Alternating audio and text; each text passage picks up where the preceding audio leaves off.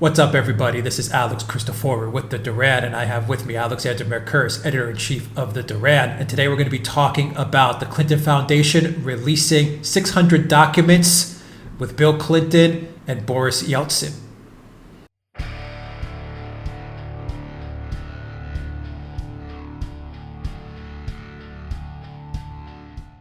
Okay, Alexander, the Clinton Foundation released a lot of documents which show the communication between then President Boris Yeltsin and then President Bill Clinton.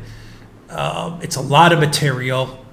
You've gone through some of the material, and I've taken a look at the material as well. What do these documents reveal, and what's the importance of the Clinton Foundation releasing such documents? And I want to preface that they're releasing these documents in conjunction and in approval with obviously the U.S. government. So they've declassified a lot of communication. Absolutely. And it's very interesting because we now have a very clear picture of what many of us suspected, which is the way in which the US government and the Russian government were communicating with each other at the highest level during the 1990s. This is the supposed golden age of US-Russian relations. And we now know what Bill Clinton, who was the president of the United States, and what Boris Yeltsin, who was the president of Russia at that time, was saying to each other. And if I have to be frank, I think it is an unattractive and even ugly story, and one which explains many of the problems in US-Russian relations we have now.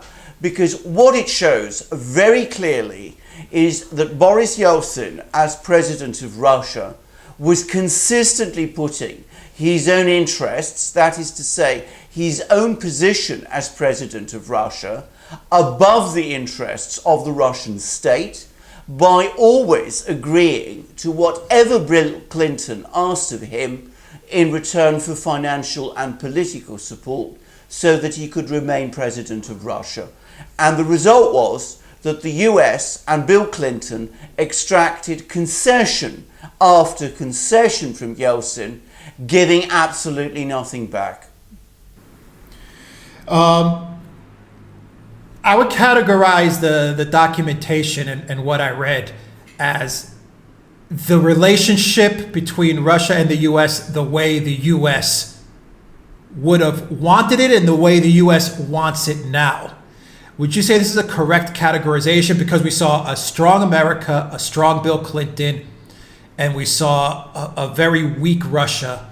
And what I saw was a very weak and pandering Yeltsin. I think you are absolutely right. I think you have summed it up exactly. If you look at the way Boris Yeltsin repeatedly addresses Clinton, he's always groveling to him, he's always fawning on him, he's always asking Clinton for favors, and it's important to stress they're not really favors for Russia, they're favors for himself so that he can remain president of Russia. So at a particular point in time when it's awkward for Yeltsin, the situation seems awkward in Russia for him, he wants Bill Clinton to stomp up a loan of $2.5 billion to tide over the Russian government through a difficult patch. This is not in any way any kind of economic program, it's to help Boris Yeltsin. And Bill Clinton takes advantage of this, and he gets out of Yeltsin everything he wants. And this is very corrupting, because the Americans got the idea into their head that this is the proper way that these relations should be conducted. The US knows best, Russia does as it's told, the US never gives anything because the US has no reason ever to give anything, and the Russians always go away. They may protest a little, but they always in the end do whatever the US tells them. And it was a completely unequal relationship, and that is exactly the sort of relationship the United States wants with all countries, and of course it wanted it with Russia especially. I was going to save this question for last, but I'm going to push it up a little now because of what you said, your comments. Do these documents shed some light as to why the U.S., the deep state, the establishment, the Clintons, and the whole Clinton machine, and that's a big machine, why they hate Vladimir Putin so much. I don't think there's any doubt about that at all. If you look at this, if you look at what was happening in the 1990s, as we said, they were always getting from Boris Yeltsin what they wanted. They would come up with ideas, however crazy and far-fetched they would be. I mean, they would get Yeltsin to agree to NATO being extended. They would get Yeltsin to agree to the attack on Yugoslavia and on Milosevic. They would get Yeltsin to make one concession after another. And then, to their shock and to their surprise, a new president of Russia came along, Vladimir Putin, and from that moment on, Russia wasn't doing any longer what it was told. And they found that instead of having a president who was doing whatever the Americans wanted in his own interests, they found a Russian president who was saying no when he thought it was in Russia's interests. And, you know, we've talked many times about the Clinton crime family, a phrase which perhaps I don't use as much as some people, but which, of course, you have used. But, of course, it's very like this relationship between Clinton and Yeltsin, to me, had very much that sort of cynical feel about it. You do what I want. If you don't, I will make life difficult for you. And if you behave like a good boy, I will give you your rewards. And I think it's a shock to them and something that is completely unlike what they'd expected and completely out of their frame, to discover a Russian president and a Russian government that is behaving in a completely different way.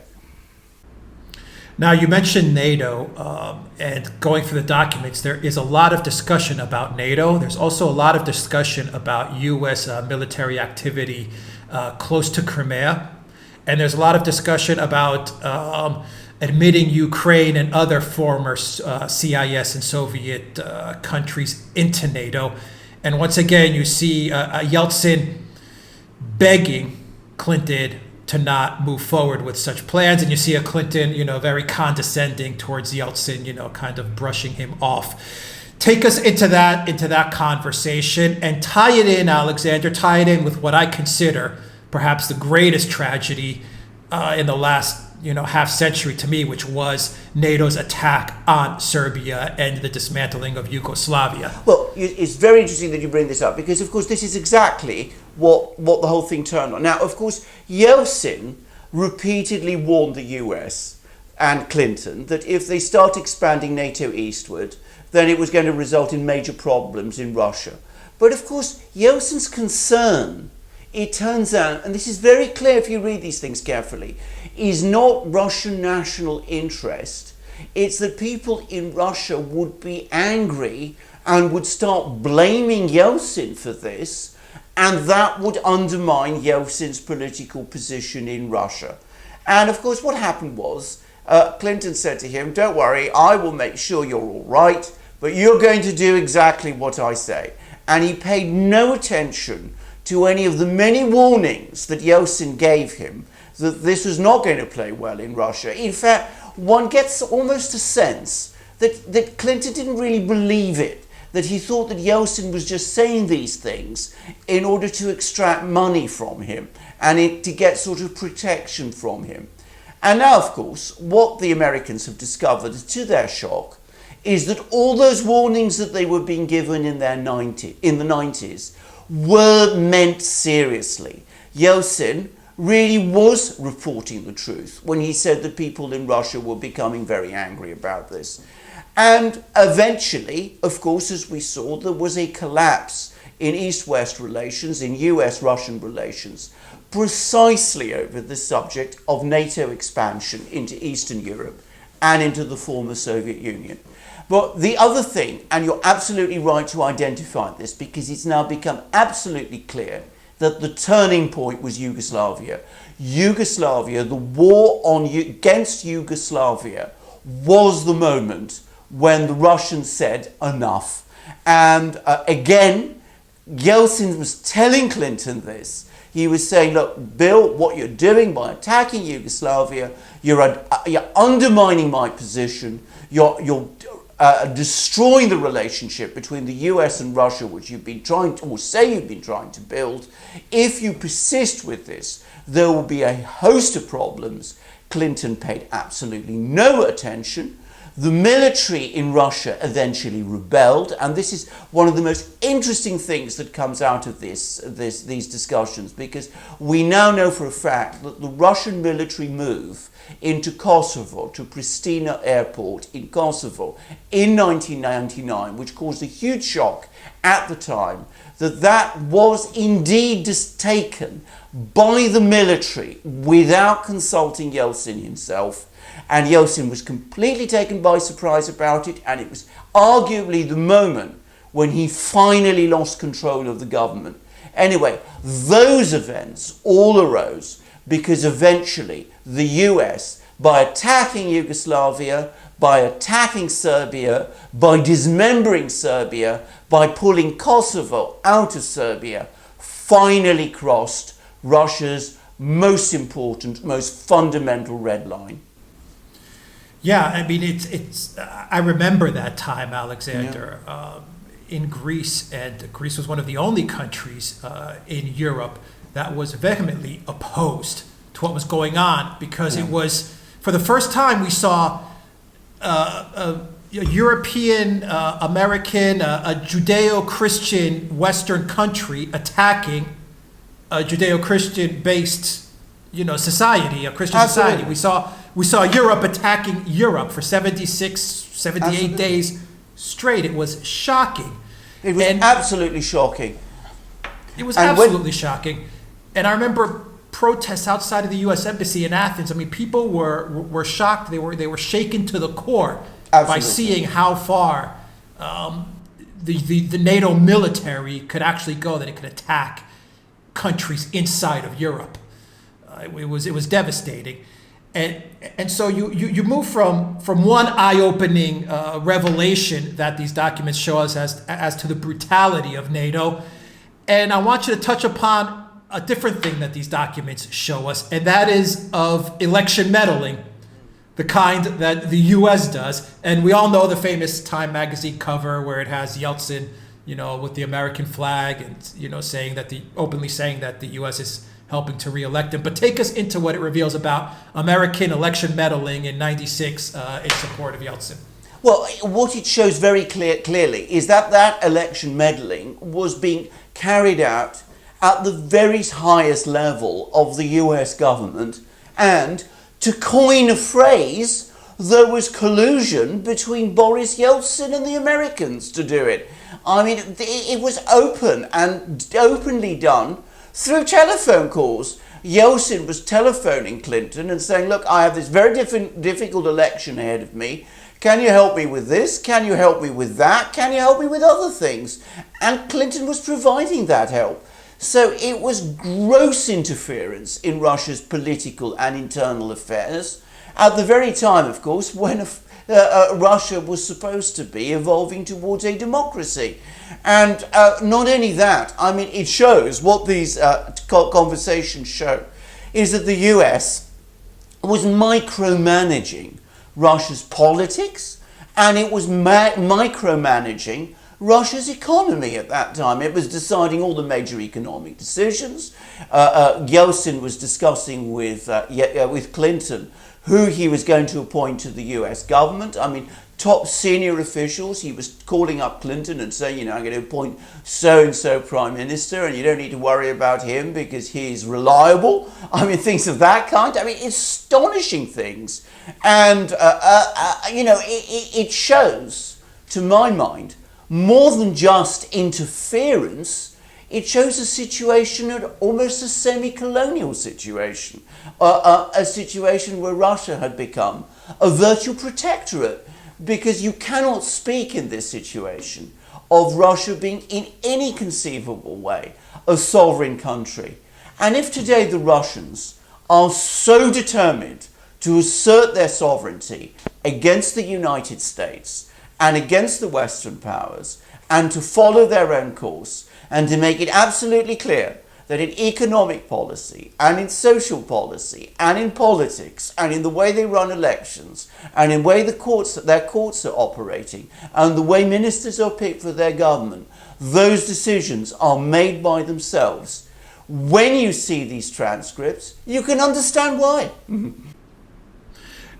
Finally, Alexander, to finish out this segment, why do you think the Clinton Foundation and the U.S. government agreed to have these documents released to the public, declassified and released? And do they have any relevance to what's going on today? Do they help us in some way? Do they help the U.S. in some way? Do they embarrass Russia in a different way, perhaps, because of what they reveal about Yeltsin? What's the purpose and what's the relevance of these documents in the present day tension between the U.S. and Russia? Right. I mean, I think their relevance is, as I said, and it's the point that you made before, that the US sees this as the normal way that relations ought to be conducted between Russia and the US. It assumes that this is how it should be done. And the strange thing is, I don't think the US actually had much of a game plan in releasing these documents. I don't think they realise how toxic these documents are in Russia itself. I mean, in Russia, people are talking about them, and they're talking about them with horror. In the US, they're attracting very little attention, including attention amongst academics mainly. Maybe there was some small intention to embarrass Putin because you see Yeltsin reassuring Clinton that Putin is a reliable man who will continue his policies and that he's an Americanist and he will do what he's told. But I don't really think that's really the agenda. I think, as I said, it's just that the Americans are so blind now to the way they behave and so unable to grasp how other people see it, that after all these years, they've decided, well, the time has come to release these things because Bill Clinton, who is of course still very much alive, wants to cap this all as a sign of how skillfully and wonderfully he handled things when he was president. Now, what it tells us about US-Russian relations, as I said, it tells us two things. The thing that we've been talking about at great length, which is, as I said, why the Russians have now become so determined to assert themselves and why they will no longer do simply what the Americans tell them to do, and that those days are once and for all gone. And the second thing is what you said about the attitude in the United States, with the Americans believing that this is the proper and normal way that Russia should behave towards the United States. You get a sense of why the deep state, the political elite, the State Department, the people who work in the US Embassy, the CIA, all those people are now so angry because they assumed that Russia was played out in the 1990s. They treated it as a doormat. They assumed things were going to continue that way. They see that as the natural and proper state of affairs in relations between the US and Russia, and they are furious, absolutely furious, that that is no longer the case. I'm afraid they will at some point have to get over their anger and accept the fact that these days, these awful days, because they were awful days. You talked about Yugoslavia, but I mean, we shouldn't forget about the terrible times in Russia also. Those awful days are once and for all gone. Real quick, I know we've been talking a lot, but I have a real quick question. Do you think Putin saw what Yeltsin was doing and deep inside of him said, if I get the chance to run this country, if I get in that chair, there is no way in hell I'm going to let this stuff happen? Right. The answer is that he did. And I know that he did because I personally was in the room when I heard him say it. It was at SPIEF in 2016. And he was talking about US policies at the time when he became president of Russia, and how the US was at that time treating Russia like a doormat, and how they were underestimating Russia's willpower and resources, And I remember Putin saying, and I was there, as I said, when he said it, I remember hearing him say that there was a clear determination at that time in Russia to bring this thing to an end. And I don't think there's any doubt about it. I think he was fully a part of it. I think he was signed on to it. But it is a mistake to think that he is the only person in Russia or in the Russian government who thinks that way. I think they all do. It has fallen to Putin to be the person who, as president, expresses that most clearly and most publicly and in the most forceful way. Right. Alexander Mercouris, thank you very much for digging into the documents that were released, the 600 plus documents that were released chronicling the relationship between Bill Clinton and Boris Yeltsin. Guys, if you like this video, click on the subscribe button down below and click on that notifications bell to get notifications every time we push out a new video. Visit the Duran shop, buy a t-shirt, pick up a t-shirt, help us continue to broadcast shows like this to you, and also feel free to donate. Our PayPal link is down below. Donate to help us out as well. Alexander Mercouris, Editor-in-Chief of the Duran, thank you very much. Until next time, take care.